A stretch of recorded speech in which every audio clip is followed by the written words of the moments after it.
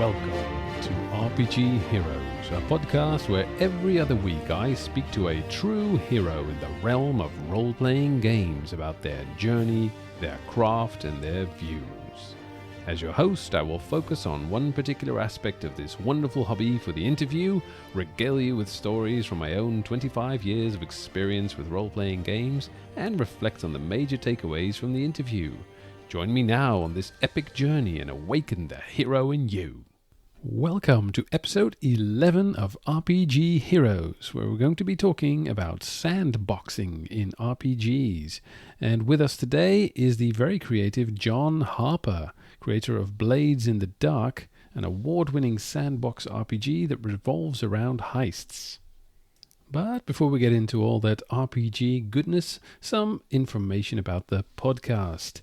Last episode, number 10, about post-apocalyptic games, has exploded. The number of downloads on this has been incredible.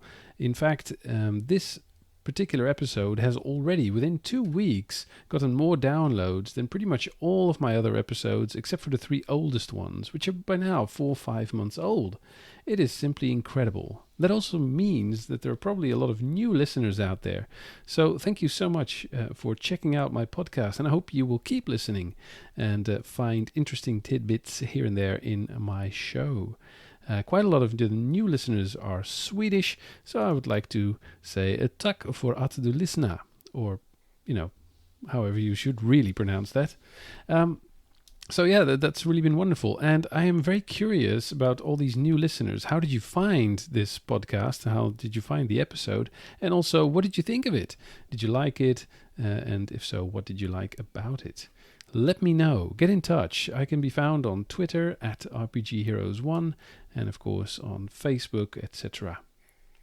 Also, we're very close now to releasing the first collaboration that I've done with another podcast, and that's going to come out next week, Wednesday. So I'm not going to reveal too much about it yet, except that keep an eye on your feed, because you will find that collaboration on my feed as well as theirs, and it'll be out on, like I said, Wednesday, the 3rd of June. So keep an eye out for that one. I'm curious what you think of it. And last but not least, I would like to mention that the number of platforms on which you can find my podcast has increased. I find it interesting to see that still 18% of you listen to my podcast through the website, the Buzzsprout website, which is fine, of course, if that works for you. But just know that if you prefer, you can listen to the podcast on Spotify, Apple Podcasts, Podcast Addict, etc., etc. So if you go to the website, but just below the artwork, you'll see a list of different platforms that you can listen to the podcast on, and you can expand that list. So whatever you prefer. Of course, if you want to keep listening through the website, that's perfectly fine. That is where you can find the best version of the show notes with all the links, etc. Okay, enough of that. Let's dive into the sandbox.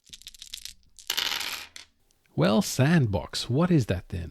Well, in the realm of games, and specifically tabletop role-playing games, this is a type of game where you can do whatever you want and go wherever you like. There's no prescribed story or plot that you have to follow so that the game becomes fun.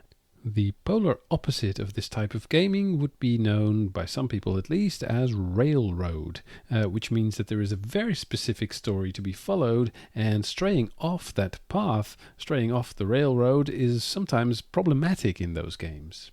Of course, I'm not here to tell you that one is good and the other isn't. Both are fine. It just depends on what you want and what you like, and both have their advantages and also definitely some disadvantages. So let's go over those real quick.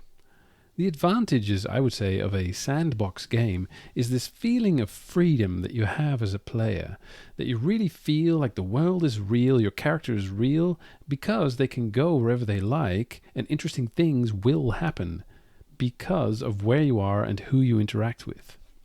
As a player, this gives you a lot of input in the game, in what the game is going to be about, and what kind of stories are going to develop out of that, which is a wonderful feeling, I think, when you're a player in a game. For the game master, there's also a huge advantage to this type of play, which is that you do not have to come up with a very interesting and convoluted kind of plot storyline, and you don't have to work very hard to keep your players on track because, well, there is no track. And if done right, this can really drastically lower your preparation time as a game master.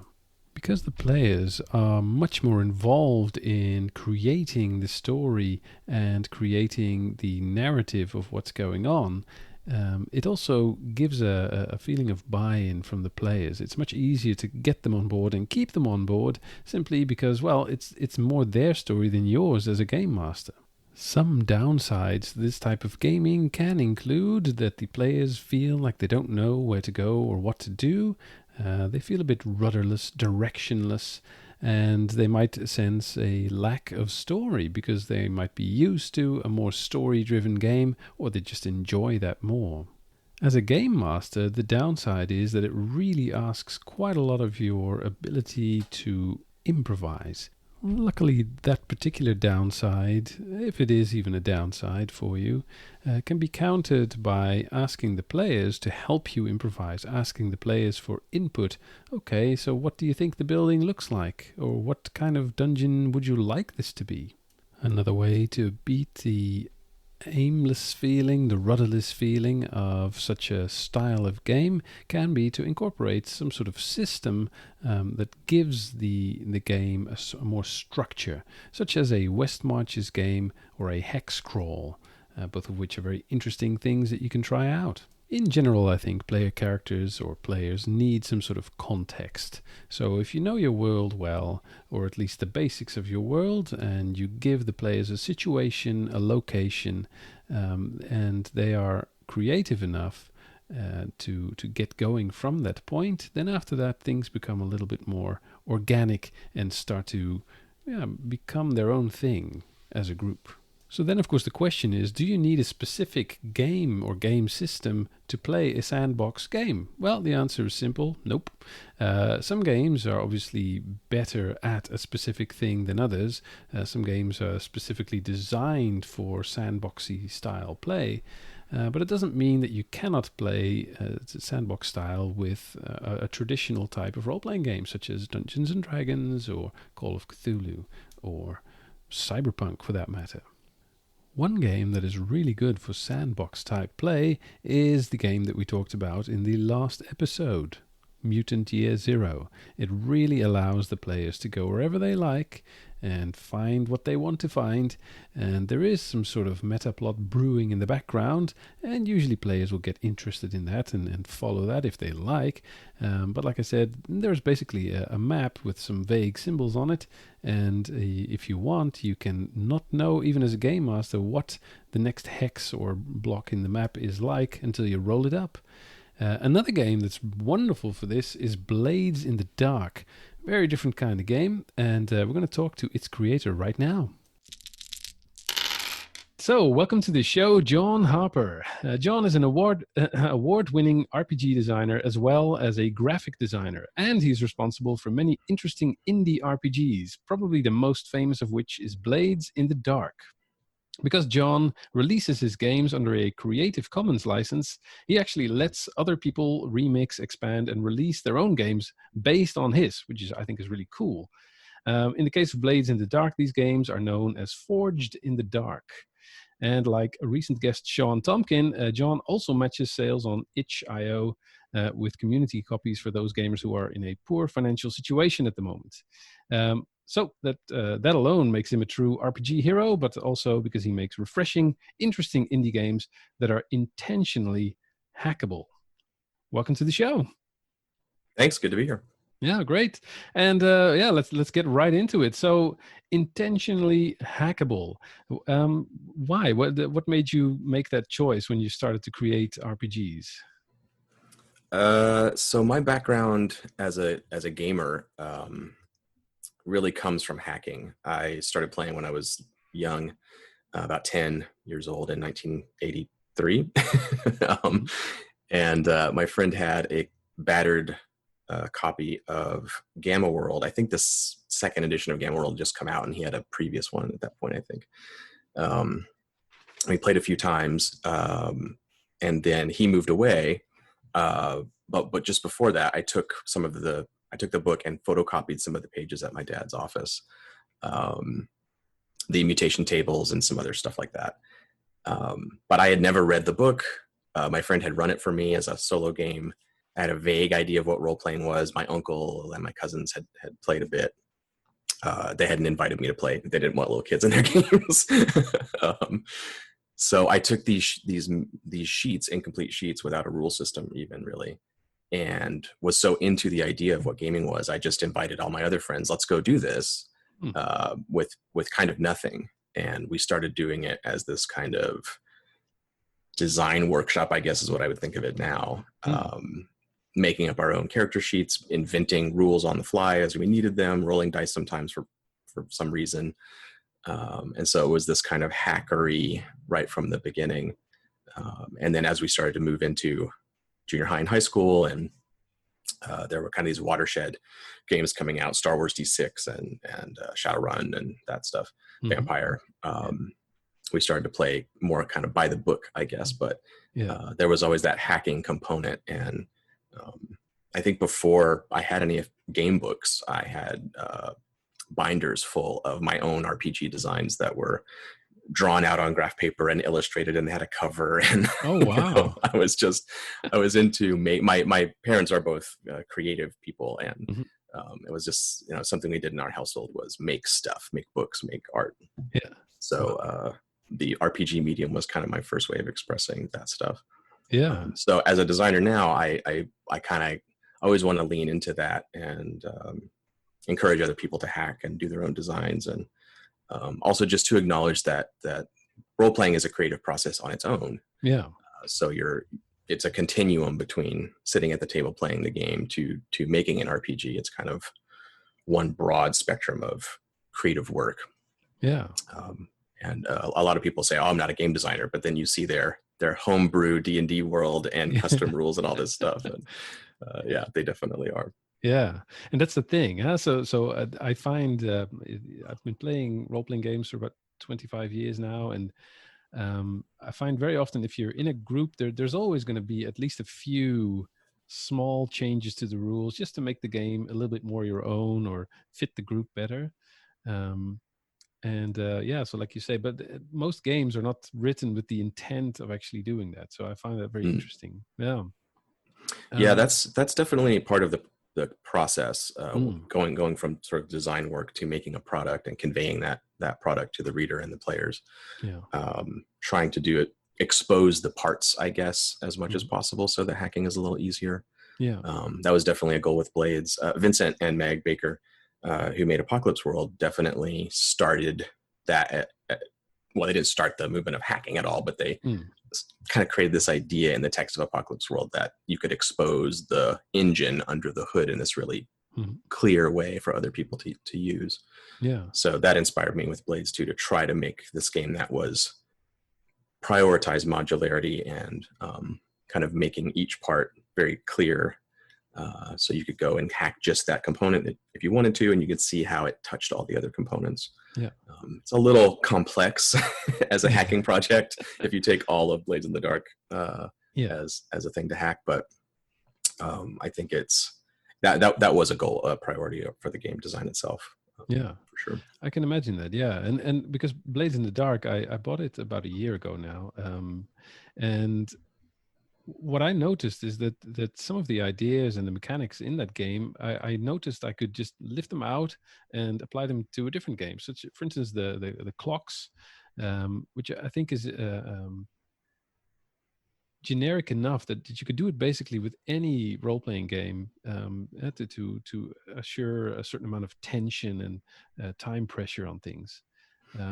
So for those listeners who have no clue what we're talking about right now, what actually is Blades in the Dark? Can you give us the blurb on that?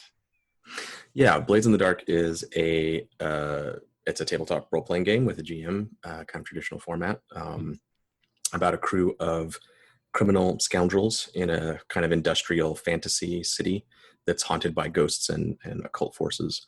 And you play this crew of scoundrels that are trying to kind of rise up in the criminal underworld and establish a place in the factions of the city. So it's a kind of sandbox fantasy city type game in the vein of like style wise, like the video game Thief and Dishonored and that kind of stuff. So some technology, there's trains and electricity, Yeah. but there's also kind of ghosts and magic and demons and things.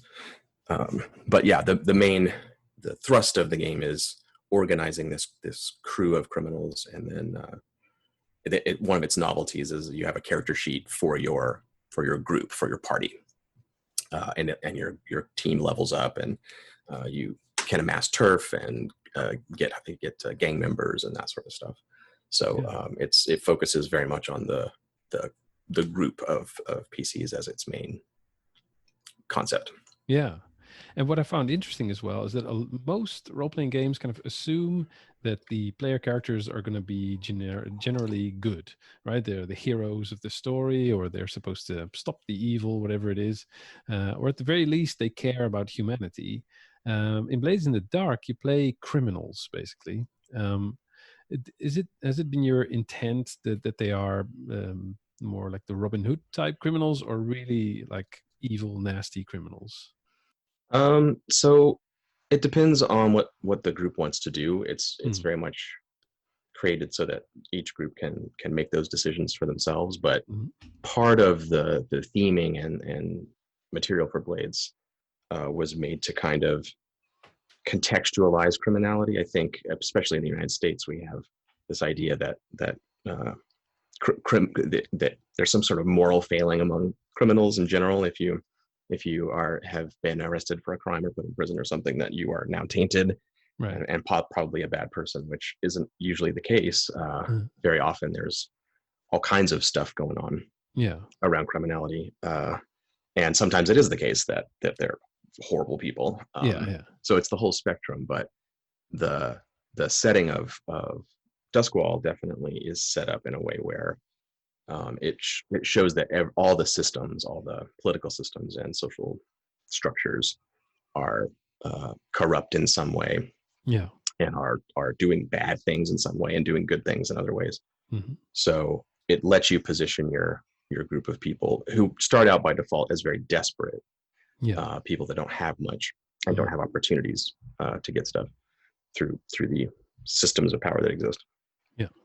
So by default, there is a kind of Robin Hood-esque quality to it, because you start out as people who have been denied legitimate opportunities to flourish, and also the people that you might prey on are very likely to be bad people. So it takes away a little bit of the evil aspect of it. You don't have to prey on helpless or innocent people as a criminal in the city. You can there's plenty of bad people to steal from or whatever. Cops on the take and corrupt politicians and and I it's also heavily influenced by The Wire, the great television series, which exposes a lot of that, how each level of society has its own heroes and villains, and I definitely want Blades to have that feel, but it's sort of implicit in the game. I would say that each group can come to that the way they want to. In my experience, I've noticed that there's a tendency for groups to start out with an idea that, oh, we're going to be the good guys, the Robin Hood types, or oh, criminals are bad, so we're bad people. And then through play, it kind of meets in the middle. They sort of wander into this place where maybe we're not actually good guys if we're Robin Hood, or maybe we're not so bad if we're, they kind of find through play that things can, there's more of a gray area to it. I like that a lot. I like the idea that, good and evil is not so clear cut as it is in some other games where you can literally be good or evil. And have it as a thing. I like that a lot, because the world is very gray, and people who seem to be really good often have some dirt somewhere in their cupboard, and vice versa. But like you say, a lot of criminals or people who have been accused or convicted of crimes have done so for sometimes a good reason.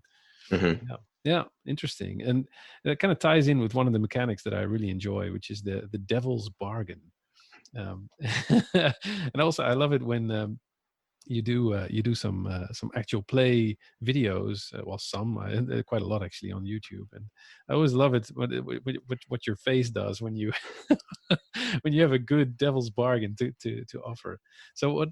So the idea of the devil's bargain is basically, if I understand it correctly, um, the, you as a player want to do something difficult, and the game master says, well, you know what, I'll give you a bonus die if, and then it's usually something nasty, something that they don't really want to do, or something that is not beneficial to them.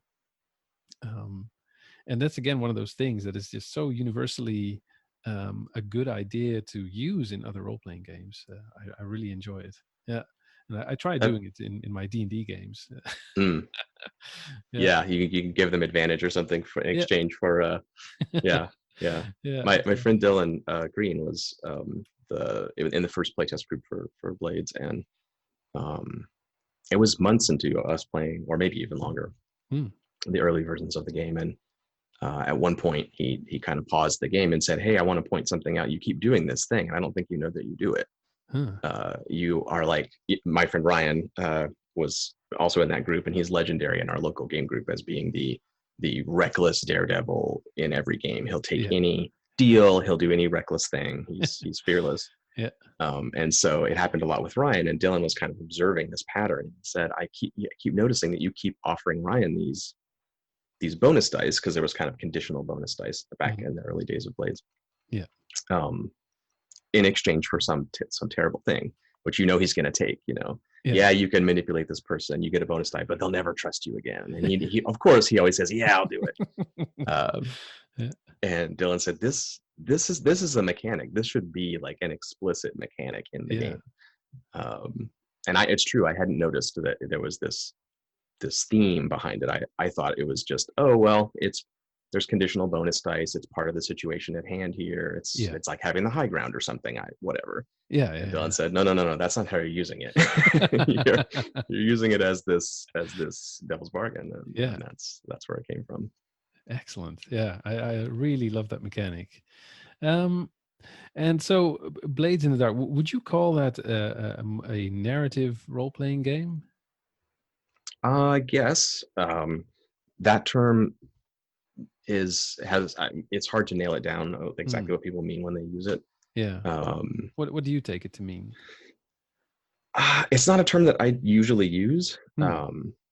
but I see it applied often to a lot of stuff in the indie RPG space.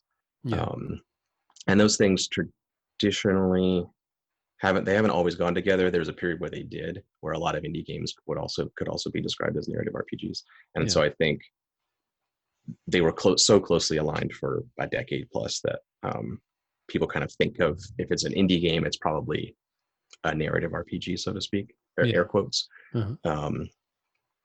So I hesitate to say what other people mean when they say it, but when I hear someone say that, it's usually someone that's not like in the indie scene per se. Hmm. And I think generally what I understand it to mean is that there's a kind of storytelling focus, Mm-hmm. um, which is a bit strange because all role-playing games produce stories. Yeah. But I think there's that things like the Devil's Bargain or Spotlight in Primetime Adventures, or Mm-hmm. um, there's some stuff in Fate that touches on narrative beats.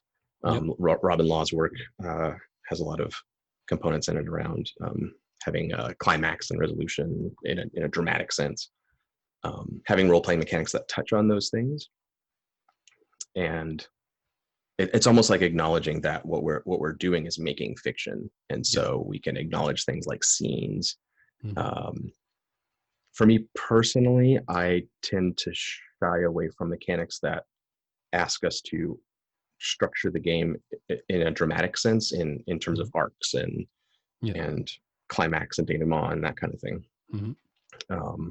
But I do really like the language of cinema in terms of having scene cuts, having flashbacks, Yeah. cutting away to action that maybe happens off screen, or all that kind of zooming in, zooming out. doing Yeah. things at a far distance or doing a close up. All of that stuff I think is really powerful. And Mm. I would say that a lot of my designs would count in that sense, if you want to call that narrative gaming.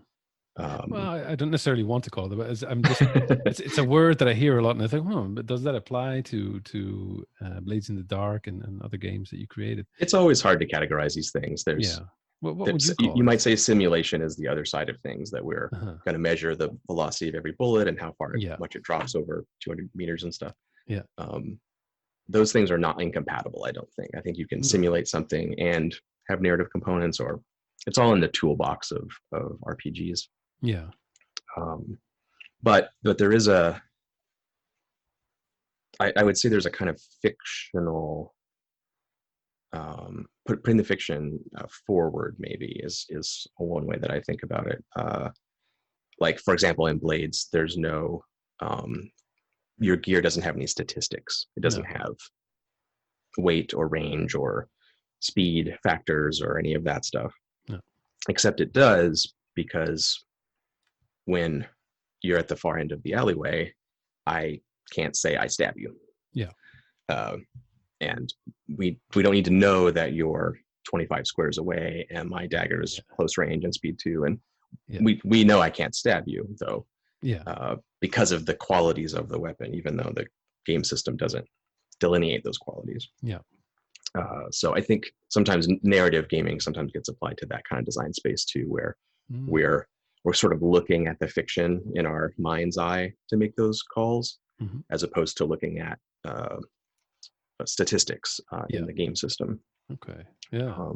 And then we let the fiction inform that what mechanic we're using. I'm not going to use the I try to stab you mechanic right now because you're too far away. I'm going to try to use the rushing at you before you get your gun out mechanic. Exactly. So we'll do that. Yeah.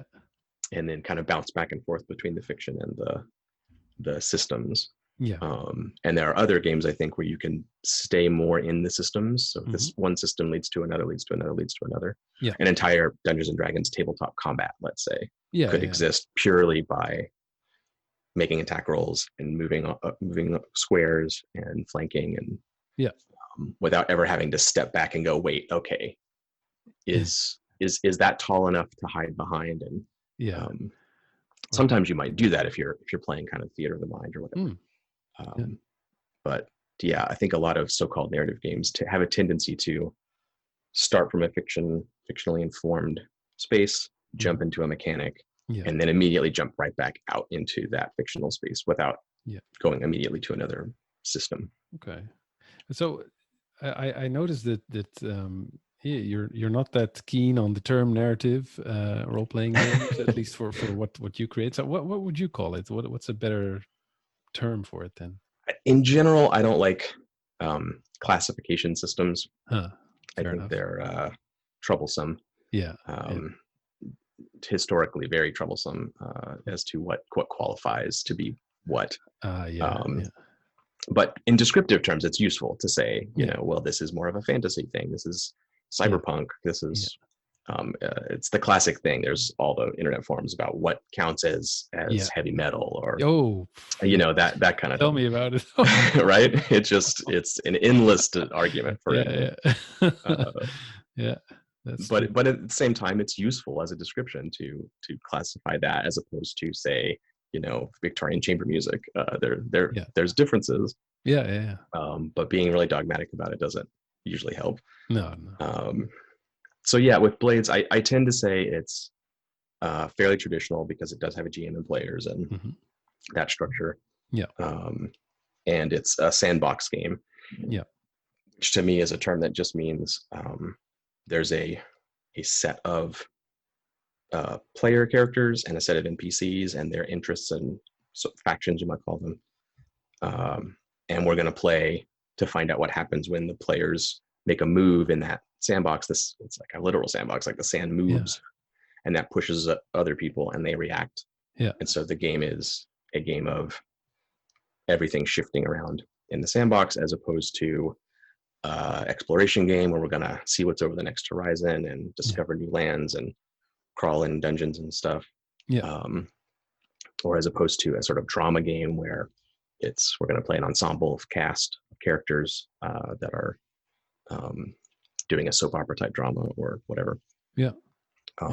And in that sense, the Blades systems are built to resist the other things. They're built to kind of tip over dominoes and just follow the chain of consequences, as opposed to set up dramatic beats or provide encounters or set pieces or anything like that. Yeah, it's sandboxy because it's no one knows where it's going, the GM or the players. Yeah. Yeah, and I like that aspect a lot, because I started role playing games with Advanced Dungeons and Dragons Second Edition, and like any role playing game, I guess at the time, it at least the way I got into it, there was a quest, and your characters would want to fulfill this particular quest, and that can sometimes lead to railroading and all this kind of stuff. And whenever we tried to sandbox it a bit, I said, "Oh no, actually, we want to go here instead." You get this kind of panicky look on a very young game master, like, "Oh, wait, I didn't prepare that." And I like that about Blades in the Dark and games like it that are low prep or even no prep. That saves me a lot of time, especially nowadays. I have a kid. I don't have. Yes, I don't being always a have lazy GM, I think lazy GM is a good combination with game designers sometimes, because you want to sort of save people. Yeah, you can be sympathetic to that. Yeah.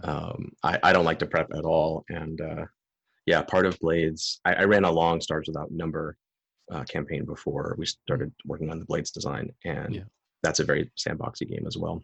Mm-hmm. And it gives the GM all these tools to instantly roll up characters and factions and planets and stuff, whenever you need them. And that taught me some lessons about refining my sandbox GMing abilities. And in Blades, I really wanted to develop this notion that, not that I invented this, but just sort of refine the idea that in that type of game as a GM, you can almost just be a player. You play the NPCs as your main job, and you're not managing the world exactly. The players decide what to do, and if they do something, if you know who your NPCs are, when they do something, you can think that, oh wait, Bajo's not going to be happy about that. Okay, I'll play that. He'll go to them and be like, I'm not happy about this. Exactly. It's more like being a player. You just have more characters to run, as opposed to being a sort of movie director that's managing theme and tone and scope and all this other stuff, which is cool. Like that type of gaming is great. I'm not. Oh, absolutely. Yeah. But it's a lot of work. So in Blades, I kind of want the GM to just kind of play their NPCs as their job at the table. Yeah, that's great. And I think your analogy of the sandbox really works very well with Blades in the Dark, because you're in a city that you cannot get out of. There's a finite number of players in that city, players as in factions, and they all stand to gain or lose something when stuff happens. And I think in that sense, it can really teach you, if you're kind of new to sandboxing, how to do it. Because when you spoke about Stars Without Numbers, one thing that I find very difficult about sci-fi games is that space is very big, and there's a limitless amount of planets and weird aliens and all kinds of things. And if players say, hey, we want to go fly a couple of years in that direction, then what are you going to do? And what I like about like I said, what I like about Blades in the Dark is it is literally one city, and it's a big environment, but it's limited. That was a kind of necessary component for this reason, that as a kind of starter idea for people running games like this for the first time. The players and the GM together have to live with their consequences of their choices. They can't just skip town and wait till the heat dies down and that kind of thing.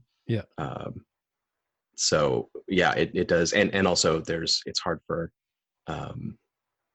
the GM to be caught completely unprepared, right? The players can't just say, well, we're in this totally different place now. Exactly. Yeah. I think doing the kind of larger scale Stars Without Number sandbox is very gratifying, but Mhm. it's tricky. Kevin definitely gives a lot of tools in the game, but Yeah. yeah, Blades I guess is a training mode in a sense. It's Ah, yeah. yeah, and if you want to, you can even go smaller. We're working on the supplement for the Bluecoats, the Spirit Mm. Wardens, the kind of corrupt institution of police as the Yeah. setting, as opposed to the underworld of criminals. And Ah.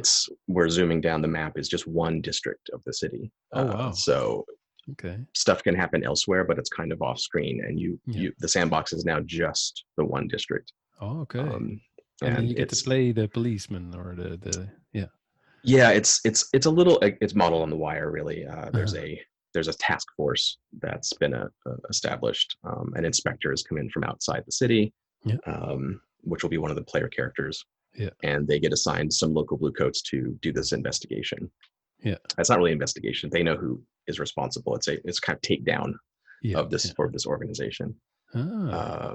And it's happening in Coleridge, where there's unionization is starting, and there's strikes and riots and things. And Yeah. the Empire doesn't want that to go on, so they're leaning on this inspector to kind of make it go away. Yeah. Yeah. And you can decide if you're uh, honorable and Uh-huh. actually want to get to the bottom of things, or if you are just a tool of the Empire and you want to sweep everything under the rug, Yeah. Yeah. uh, Ah. That's or cool. challenge the powers that be who are profiting from all of this. Yeah. And then Hmm. there's a similar situation with the Spirit Wardens, where you can play a Spirit Warden initiate that's trying to deal with this demon problem. Yeah. But it'll be interesting to see what people think of that. The zooming the sandbox even smaller down, so it's Yeah. kind of street by street, block by block Okay. setting. Yeah, That's cool. And so when can we expect that particular yeah. Good question. Oh, sorry. No, it's fine. It was supposed to be out last year. Uh-huh. As I often do with my game projects, I got it to a point where it was clear that I was not happy with it, and was not unclear before that, and Mm. kind of went, no, we're not making this version of it. We're doing something else. Right. Okay. So Sean Nittner and I and some other writers have not completely swept the decks, but we've just refocused the game kind of into what I just told you. It was something else before. Oh, right. Okay.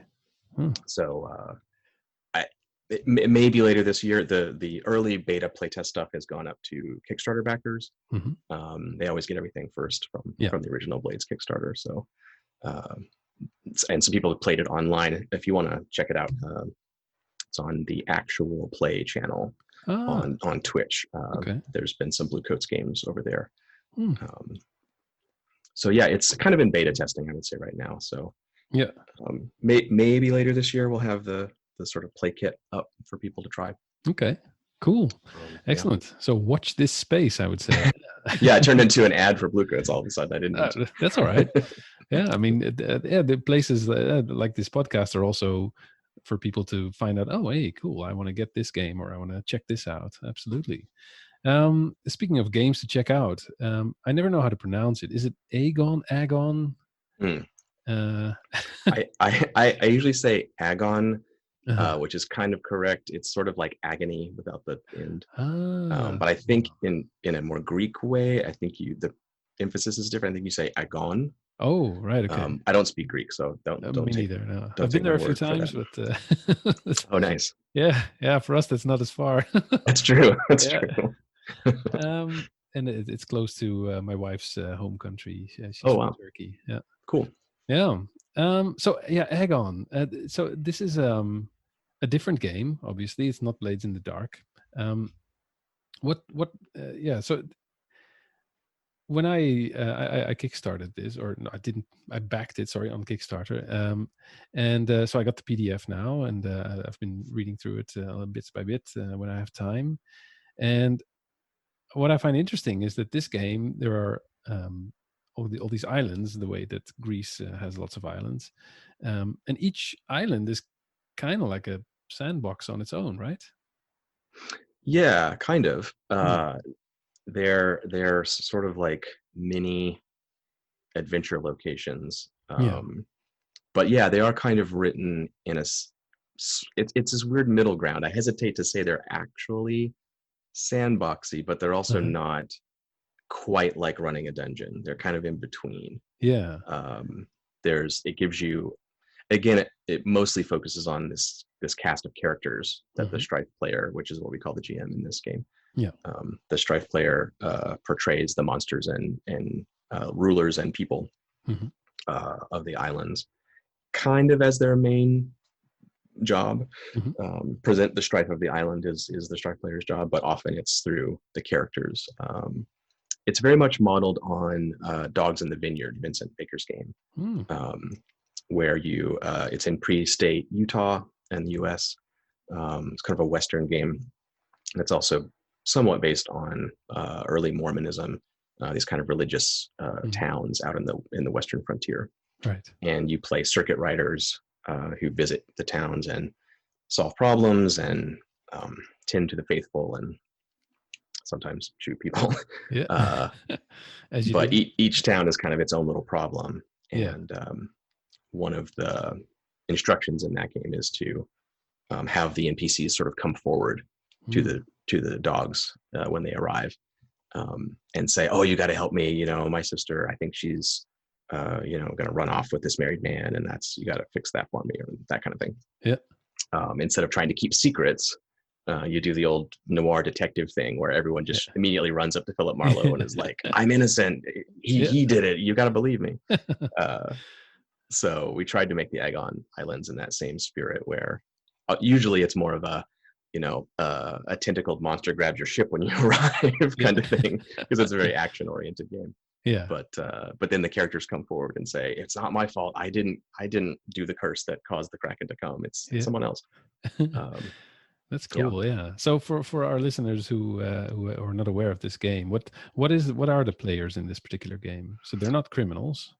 No. Yeah. So Agon is definitely based on stuff like the Odyssey and other sort of ancient hero stories. So the characters are all these heroes in the classic sense that have been lost or cursed perhaps by the gods to wander, and they're trying to find their way back to their homeland, which may be Greece. Yeah. By default, you're Greek heroes in the game. And by visiting these islands and dealing with the strife of the world, you can win favor from the gods. They light your way in the vault of heaven, the constellations of the stars to navigate by. And by appeasing the gods enough, you may eventually find your way back home again. Yeah. So it's kind of got this campaign framework where you play X number of adventures before returning home, and characters get these epilogues. Their measure of their heroic greatness is recorded, and that determines how long your hero is remembered, and do they become immortal? Do their people prosper? That kind of thing. Okay. So yeah, it's action oriented, as it's not necessarily a classicist's exploration of the literature. It's more like the modern action movie shenanigans version of that. Xena, I always say Xena Warrior Princess is probably a good touchstone, not somewhat irreverent and over the top. Yeah, exactly. Okay. And so so is this also a low or no prep game in your mind? Like, because it sounds a bit more like you have to prepare these islands, or at least think about what's going on them. Yeah, I would say very low prep. The Strife player,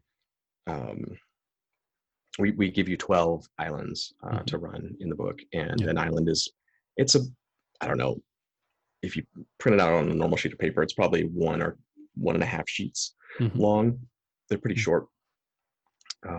And we encourage the Strife player to sort of read the island ahead of time and daydream a little bit about what will be a cool way to describe the cave of the giant serpent or whatever. We give you some words, but you don't need to prep them in the sense that you're planning a series of scenes or anything like that. Running the islands cold is doable. After you've done it a few times, you can kind of pick one up and glance at it and go, okay, yeah, I get it. Yeah. But yeah, I wouldn't say no prep per se. But still low prep. That's still that's definitely low prep. And once you've done it a bunch, Hmm. at this point, I think Sean and I maybe have both done this. It's possible to just riff an island. They're fairly simple, and if you have a concept of, well, there's this monster is causing havoc, and it's because the priest did that. Okay, that's fine, Yeah, and you can yeah. kind of just run it off the Okay. top of your head. Yeah. But by default, we encourage new GMs essentially in the game. If you've never run a role playing game before, Mhm. we tried to write the Strife player role in such a way that it's very simple, and we give you all the stuff you need, and you can almost read it out Yeah. if you really wanted to. All right. Yeah. Read the island out to the players as you went. Yeah. So yeah, it's GM training wheels to some degree. Yeah. And the natural beats of play, since each island is its self-contained thing, and the consequences don't carry forward by default, and you never go back there by default. Oh. Wow. It makes it very easy to switch the GM role between islands, because you don't need to pick up someone's campaign notes and try to figure out what they were trying to do. You can just say, "Oh, I'll run the next island. I'll be the Strife player," and you can play a hero.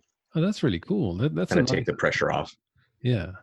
Kind of save the hide of the forever GM person. Yeah, right. Oh, that's cool. Which is generally where I'm sitting. So yeah. I'm trying to encourage GM changing. Oh, what a good idea. Yeah. A question just occurred to me, but because I got so enthusiastic about the idea of switching GMs, and now I've lost my track a little bit. So with these islands being a set piece kind of, so there's a specific monster, specific things going on. What about the replayability? Would you be able to play the same islands again with the same group and still have it be different, or? Yes, you could. I think that's not really, well, with a different Strife player who would be willing to interpret the island in a new way. That could be fun. I've run the first 3 islands that we wrote. Sean and I ran those a bunch when we were playtesting. So I've definitely replayed islands 3, 4, 5 times, and that's been fun. But maybe just because I'm the game designer and I'm into it. But there is a little bit of, I have a game called Lady Blackbird, which is kind of a pre-generated adventure and with pre-generated characters and a particular situation that everyone is in. Not quite an Agon Island, but similar. And that game turns out, I didn't think it'd be especially replayable, but people replay Lady Blackbird a lot. They're really into trying it with a different group. Oh, what's your interpretation of this part? And how do you play Lady Blackbird or Snorgle or whatever character? So I could see that, like within the same game group, probably not. Playing through your whole set of islands, finishing the campaign. I think that's kind of the idea. But as a gamer in general, if you got invited to go on someone's Twitch show or whatever to play an island that you'd already played, you could still enjoy it. There wouldn't be too many spoilers going on. Well, not really. The islands don't really have secrets. They have a thing we call mysteries, which are a set of questions for the Strife player to answer. So what the answers are to that is always going to be different given who's running the island. So and fairly replayable, and we have a guide in the book also for making your own islands. So if you run out for some reason, you can start making your own. Excellent. That's really cool. Glad I backed that one. Now just we're very excited about it. There's some translations coming out soon in different languages, so that'll be cool. Excellent. In Greek also? No Greek yet, but I'm hoping. I'm hoping on that one's going to happen. It'll be so perfect. And some hacks too. That game is very hackable. So I have something coming along later this year as kind of the first example. Like, here's a hack of this. This is what a hack looks like. And then we'll probably open it up to other people doing their hacks. Cool. Speaking of hacks, so there are a lot of these forged in the dark games, these hacks of Blades in the Dark. And I'm looking at a list here on Reddit. Wow. So off the Yeah. top of your head, what's the first hack that kind of comes into your mind is, oh yeah, that one's cool. Oh Not wow, necessarily the best or something, but just the first one that pops into your mind. there are so many. Mm, Girl by Moonlight is always on my mind right now. I'm doing some graphic design for it. okay. Andrew Gillis's game. Okay. It's magical girls, I guess you would call it, in the vein of Sailor Moon, Uh-huh. um, and but with different themings. Mm, Sailor Moon being one of them. Some of them are sort of dark magic stuff. Some of them are mecha yeah. space adventure stuff. Depending on, so you kind of choose your series playbook, your TV series Yeah. wrapper. Uh-huh. It's really cool. It uses the twists the blades formulas in really interesting ways. Mm. You take stress during downtime and deal with it on the mission, Oh. because in the classic sort of anime way, like the school scenes are very stressful, Yeah. Yeah. and there's all this like soap opera stuff happening, and then you transform into magical girls and go kick Yeah. evil's ass, and Yeah. that's a way of You relieving feel stress. better. Yeah. Yeah, Oh. right. So Ah. that one twist is a fun, and there's a bunch. I don't want to spoil Yeah. it all. Andrew Yeah. hasn't Yeah. Of released the game course. yet, but Yeah. there's a lot of fun little tweaks like that Ah. take the base assumptions of how blades mechanics work and twist them in cool ways. Yeah. And of course, Band of Blades, Hmm.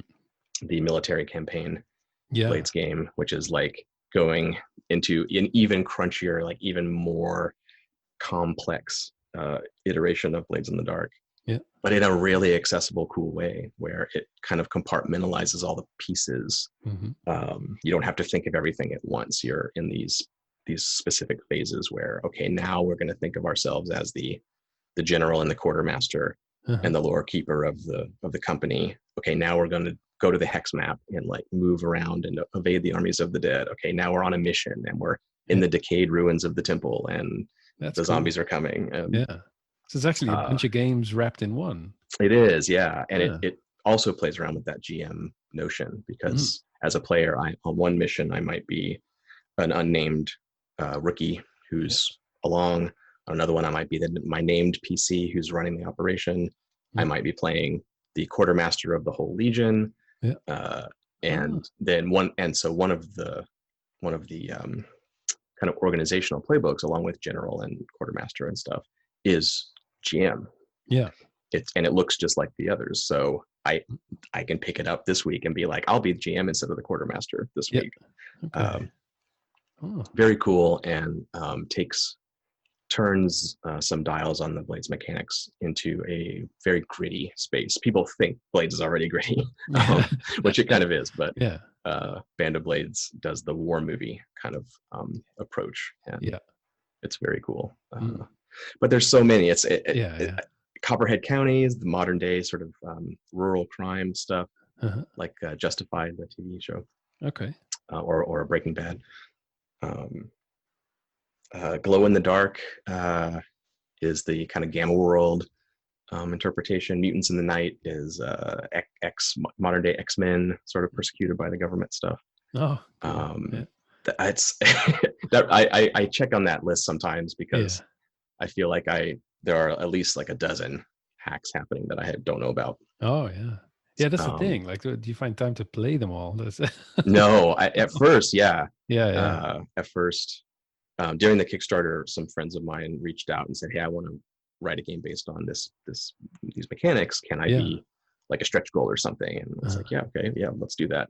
I said yes to a lot, way too many, which wrangling all the people to finish those things and deliver them is always a whole other job. But some of those early adopters like Strash Asimovich and John LaBeouf Little, they wrote Scum and Villainy, which is like the Star Wars hack, and Band of Blades, and they started working on those kind of before Blades was even at the printers. Oh wow! So at that point, I was playtesting their games with them, and no one else was really making hacks yet. No. But now, I cannot keep up.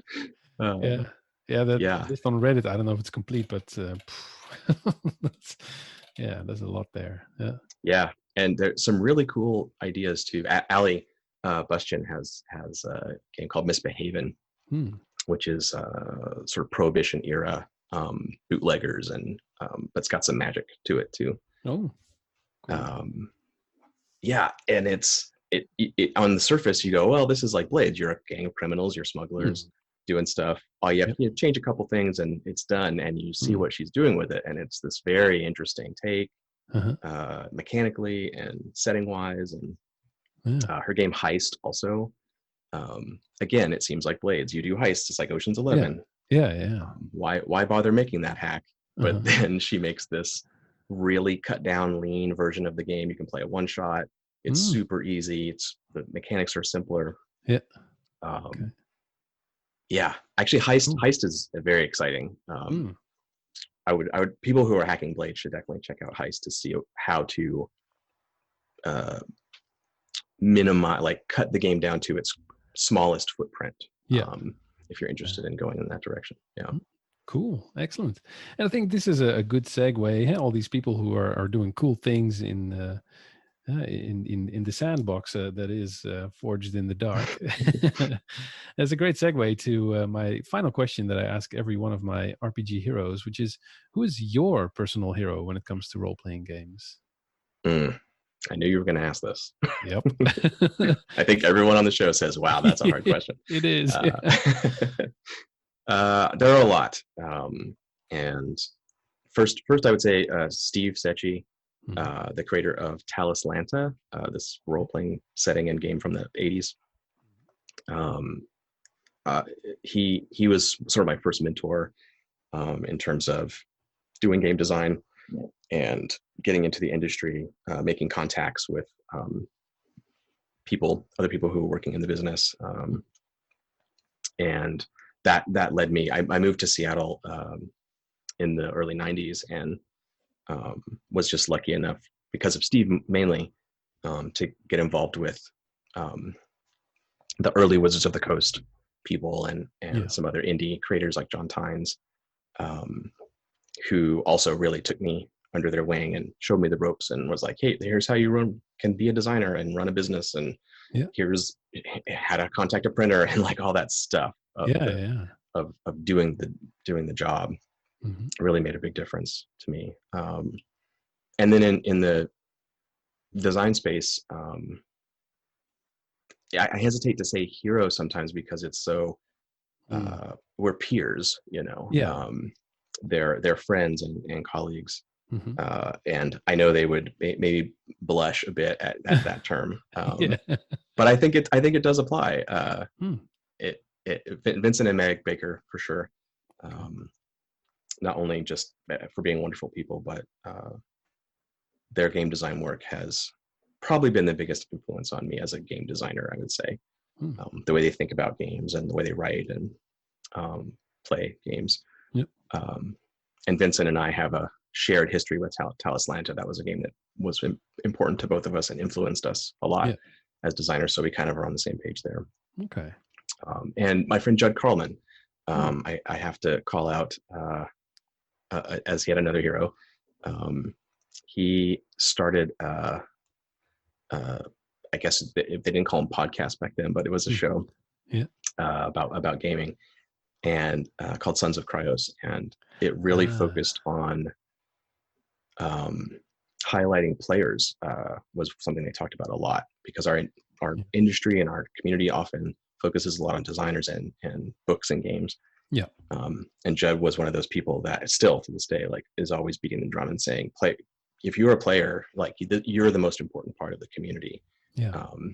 And developing player skills and player these kind of workouts, like cross training, play these 4 different games to develop these various player skills. So there's brilliant stuff that we don't see enough of, I think. Really focusing on play as opposed to authorship or design. That's true. If you look on YouTube, for instance, and you look for RPG advice, let's say 75-80% of that will be about game mastering. A bit about design and a bit about these kind of things, and then there's a few YouTubers that talk specifically to the players and say, hey, this is what you can do. But there are some good ones. Worth hunting those down. I hesitate Yeah. to guess at the names of the channels. I watch so many of them. Yeah. But, Yeah. Well, and I would be remiss if I did not mention Sean Nittner, a great hero of the gaming community in many ways. For me personally, as my kind of producer and design partner, lets me do my work. Basically, I would not be able to do what I do without Sean.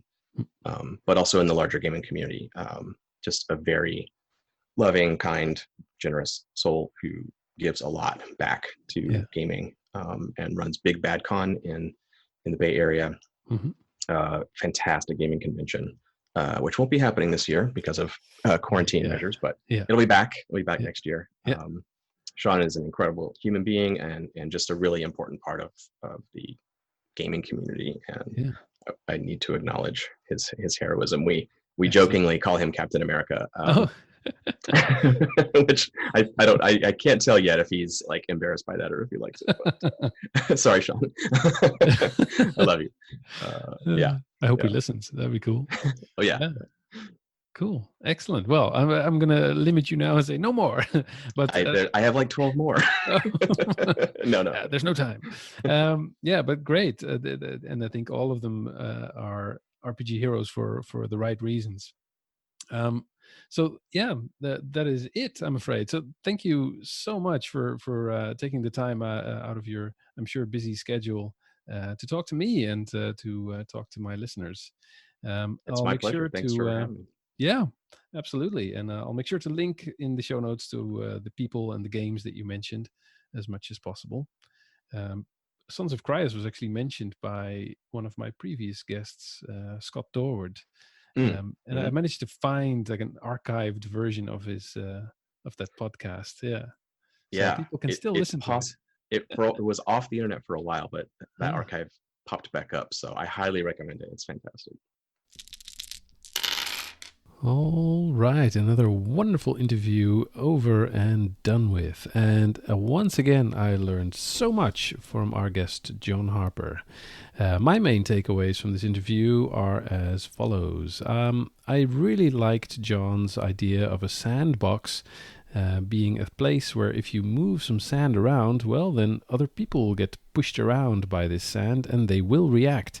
And as long as you keep that in the back of your mind, a sandbox game suddenly becomes a lot less complicated or overwhelming to start out.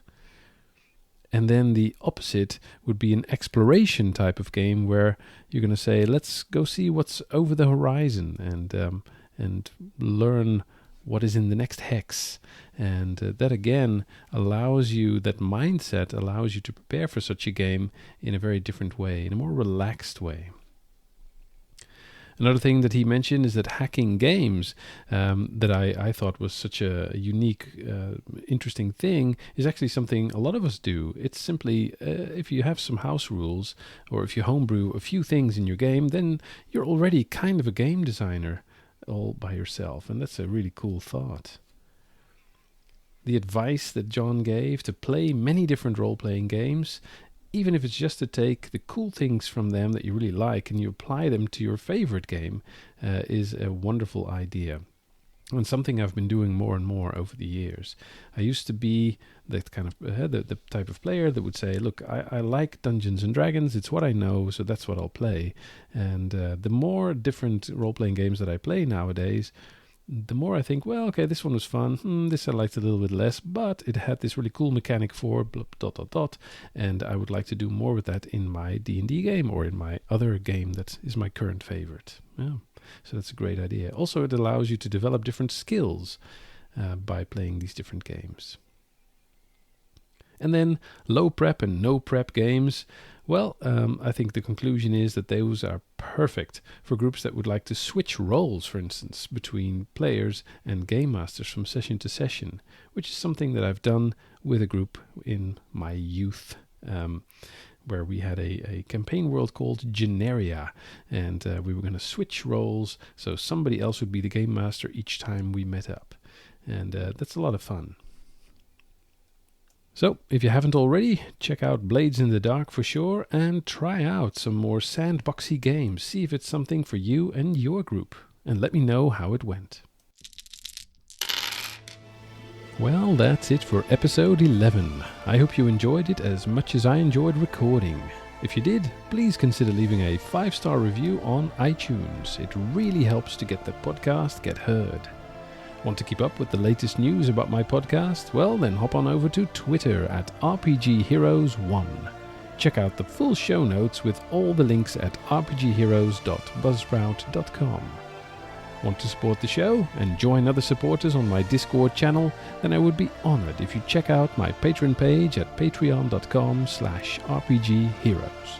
You can also buy RPG products with my affiliate code. Check the show notes. 2 weeks from now, I will be talking to Amanda Hammond from Paizo about science fantasy and a career in RPGs. Until next time, stay heroic.